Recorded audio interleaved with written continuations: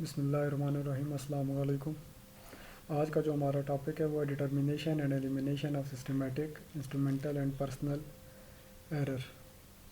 कि हम इन एरर को कैसे डिटर्मिन कर सकते हैं और कैसे इनको एलिमिनेट कर सकते हैं। तो जो सबसे पहले instrumental error and personal error, और थर्ड जो था वो मेथड एरर था। तो जो इंस्ट्रूमेंटल और पर्सनल एरर है इनको कैसे एलिमिनेट कर सकते हैं, मेथड एरर को कैसे एलिमिनेट कर सकते हैं, इनको वन बाय वन हम डिस्कस करते हैं। तो इंस्ट्रूमेंटल या पर्सनल एरर की अगर हम बात करें तो जो सबसे बेस्ट मेथड है वो है कैलिब्रेशन। कि हम इंस्ट्रूमेंट को बार बार कैलिब्रेट करें तो कैलिब्रेशन से जितना भी एरर होगा उसको रिमूव करने में मदद मिलेगी। इसके साथ साथ वो कंपोनेंट जो वक्त के साथ साथ जिनकी लाइफ कम हो जाती है, फॉर एग्जांपल यूवी के अंदर लैंप यूज़ कर रहे हैं या और ऐसी डिवाइसेस जिनके अंदर कोई लैंप यूज़ हो रहा है, तो वो लैंप वक्त के साथ साथ कमज़ोर हो जाता है तो उसको रिप्लेस कर दें। इसी तरह कोरियन कोई चीज़ ख़राब हो गई है या मिस ट्रीटमेंट हो गई है उसकी, तो इन सब को हम चेंज कर सकते हैं। इसके अलावा लैब के अंदर जब भी काम करें डिसिप्लिन के साथ काम करें, जो प्रोटोकॉल दिया जाए उसको फॉलो करें, तो इससे भी एरर के अंदर कमी आ सकती है। इसके अलावा जो भी इंस्ट्रूमेंट यूज़ करें उसके साथ कैटलॉग होती है, उसकी बुक होती है, उस बुक को लाजमी स्टडी करें कि इंस्ट्रूमेंट को सही तरीके से हम कैसे यूज़ कर सकते हैं, उससे भी एरर बहुत हद तक कम हो जाते हैं। इसके अलावा जो लिमिटेशन होती हैं एक्सपेरिमेंटल की, अगर आपको किसी मेथड का नहीं पता और आप उस मेथड से काम कर रहे हैं तो डेफिनेटली एरर के चांसेस ज़्यादा हैं। तो बेहतर ये है कि आप वो मेथड चूज़ करें जिसके बारे में आपको इल्म है या जिसके ऊपर आपकी ग्रिप है, ताकि एरर कम से कम हो। जो मेथड एरर लास्ट टाइम हमने डिस्कस किया था, ये बड़े सीरियस किस्म के एरर होते हैं। Biasness is one of the type of the method error, और ये ज़्यादातर डिफ़िकल्ट होती है। हम लोग कोई गलती बार बार कर रहे होते हैं लेकिन हमें पता भी नहीं होता कि we are doing silly mistakes. तो मेथड एरर को जो डिटरमिन करने का या रिमूव करने का या कम करने का जो प्रोसीजर है वो तीन है हमारे पास। उसमें पहले है एनालिसिस ऑफ स्टैंडर्ड सैंपल, कि कोई भी सैंपल ले लें जो कि स्टैंडर्ड सैंपल हो, प्राइमरी स्टैंडर्ड से मिलकर बना हुआ हो, जिसकी वैल्यू हमें पता हो, उससे रीडिंग ले लें। उस रीडिंग को आप कंपेयर करें अपनी रीडिंग के साथ, तो आपको पता चल जाएगा कि एरर मौजूद है या नहीं मौजूद। फॉर एग्ज़ाम्पल,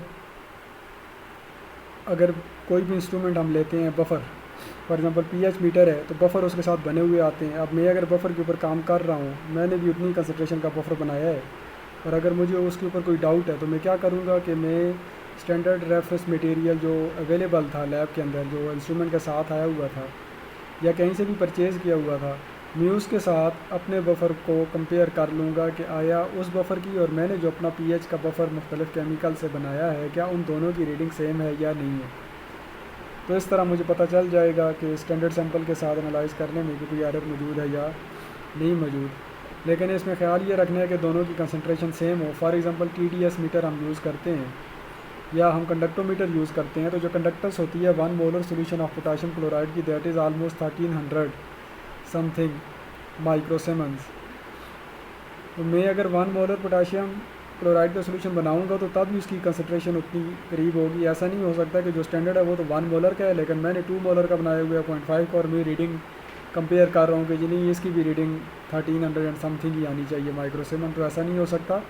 तो दोनों की कंसंट्रेशन जो है वो सेम होनी चाहिए। इसके अलावा जो सिंथेटिक्स स्टैंडर्ड हम बनाते हैं, खुद भी स्टैंडर्ड हम बना सकते हैं प्राइमरी स्टैंडर्ड से।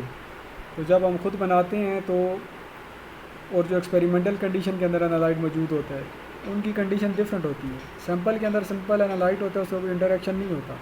लेकिन जब हमने रेफरेंस के अंदर जब हम सैंपल लेते हैं तो उसमें हो सकता है कि हमारा एनालाइट किसी और के साथ इंटरेक्ट भी कर रहा हो, जिसकी वजह से एक्यूरेसी जो है वो एग्जैक्टली नोन ना हो, या एक्यूरेसी के अंदर फ़र्क आ सकता है या हम उसे एग्जैक्टली फाइंड आउट नहीं कर सकते। तो स्टैंडर्ड के बारे में ये है कि जब भी आप स्टैंडर्ड सैंपल के साथ कोई चीज़ कंपेयर करें तो कोशिश करें कि वो स्टैंडर्ड आप किसी भी इंटरनेशनल एजेंसी से बाई कर लें। मुख्तलिफ़ किस्म के एजेंसीज़ हैं जो कि रेफरेंस प्रोवाइड करती हैं इंस्ट्रूमेंट के साथ साथ, तो उनसे बाई करेंगे तो उसका बहुत ही फ़ायदा होगा बजाय इसके खुद प्रिपेयर करें। दूसरा मेथड ये इंडिपेंडेंट एनालिसिस। कोई भी हम प्रैक्टिकल कर रहे हैं, कोई भी हम रिसर्च वर्क कर रहे हैं, तो उस का लाजमी नहीं है कि मेथड हो, उसके एक से ज़्यादा मेथड होते हैं। तो आप ये कोशिश करें कि आप एक ही चीज़ की एनालिसिस दो मुख्तलिफ़ तरीके से करें, लेकिन वो दोनों तरीके एक दूसरे से बहुत ही ज़्यादा डिफरेंट होने चाहिए, उनके दरमियान में कोई सिमिलरिटी ना हो। अगर सिमिलरिटी नहीं होगी तो उसका फ़ायदा ये होगा कि जो एरर एक के अंदर आ रहा है वो दूसरे के अंदर नहीं आएगा, क्योंकि दूसरा मेथड तो है ही उससे डिफरेंट है। सो कोई भी एनालिसिस एक से ज़्यादा इंडिपेंडेंट एनालिसिस के साथ, इंडिपेंडेंट मेथड के साथ किया जा सकता है, लेकिन जब आप एनालिसिस कर लेंगे तो कैसे पता चलेगा कि कोई रिज़ल्ट ठीक है या ख़राब? उसके लिए हमें कोई ना कोई स्टैटिस्टिकल मेथड यूज़ करना पड़ेगा। स्टैटिस्टिकल टेस्ट हम अप्लाई करेंगे और उस टेस्ट की बुनियाद के ऊपर हम ये डिसाइड करेंगे कि जो मेथड हमारा है वो ठीक है या नहीं है। जो थर्ड है that is a blank determination. बड़ा कॉमन मेथड है, अक्सर हम लैब के अंदर यूज़ करते हैं। ब्लैंक वो चीज़ होती है कि जिसके अंदर सिवाय एनालाइट के बाकी सारे कंपोनेंट मौजूद होते हैं। तो इंस्ट्रूमेंट के अंदर पहले ब्लैंक को रन किया जाता है, ब्लैंक की वैल्यू नोट की जाती है और फिर आप अपना एनालाइट उसी सैंपल के अंदर डाल के, जो कि ब्लैंक था, दोबारा एनालाइज करेंगे। अब जो रीडिंग के अंदर चेंज आएगी वो सिर्फ एनालाइट की वजह से आएगी, ब्लैंक की रीडिंग उसके अंदर माइनस हो जाएगी। फॉर एग्ज़ाम्पल यूवी यूज़ कर रहे हैं तो यूवी के अंदर क्या होता है कि जो हमारा ब्लैंक होता है वो हमारा बेसिकली सॉल्वेंट होता है, तो हमने एब्जॉर्प्शन देखनी होती है। अब वाटर की जो एब्जॉर्प्शन है, वाटर भी तो कुछ ना कुछ एब्जॉर्ब करेगा, या वाटर के अंदर कोई और अगर इम्प्योरिटी मौजूद है तो वो भी एब्जॉर्ब करेगी। लेकिन जब हम उसके अंदर एनालाइट कोई डाल देंगे, कोई भी केमिकल XYZ हमने एलिमेंट डाल दिया, क्रोमियम डाल दिया, कॉपर डाल दिया, कोई भी डाल दिया, अब जो एब्जॉर्बेंस हमारे पास आएगी वो सिर्फ हमारे एनालाइट की वजह से आएगी। तो ब्लैंक का जो रिज़ल्ट होता है वो इंस्ट्रूमेंट ऑटोमेटिकली खुद ब खुद आजकल उसे माइनस कर देते हैं। अगर नहीं कर रहे तो हम उस रिज़ल्ट को, ब्लैंक वाले को, अपने जो सैंपल का रिज़ल्ट आएगा उसमें से माइनस कर देंगे। So this is the blank determination. So को correction of the titration data वगैरह के लिए भी यूज़ होता है। Blank determination reveals error due to the interfering contaminants. जिस तरह मैंने आपको बताया, कोई चीज़ अगर इंटरफेरेंस कर रही है तो वो भी हमें पता चल जाएगी। और लास्ट जो थिंग है that is the variation of the sample size. हमने दो किस्म के एरर पढ़े थे, कांस्टेंट एंड प्रोपोर्शन एरर। कि कांस्टेंट एरर उतना ही रहता है, साइज़ जितना मर्ज़ी है बड़ा कर दें, जबकि प्रोपोर्शनल एरर जो होते हैं वो साइज़ के साथ चेंज होते रहते हैं। तो जब हम साइज़ चेंज कर रहे हैं तो अगर उसके साथ साथ एरर भी चेंज हो रहा है तो उससे हमें पता चल जाएगा कि ये प्रोपोर्शनल एरर है। लेकिन अगर कांस्टेंट एरर है और हम साइज़ इंक्रीज़ कर दें तो हम उस कांस्टेंट एरर को ऑलमोस्ट एलिमिनेट कर सकते हैं। So that is all about how we can remove the systematic error. Thank you.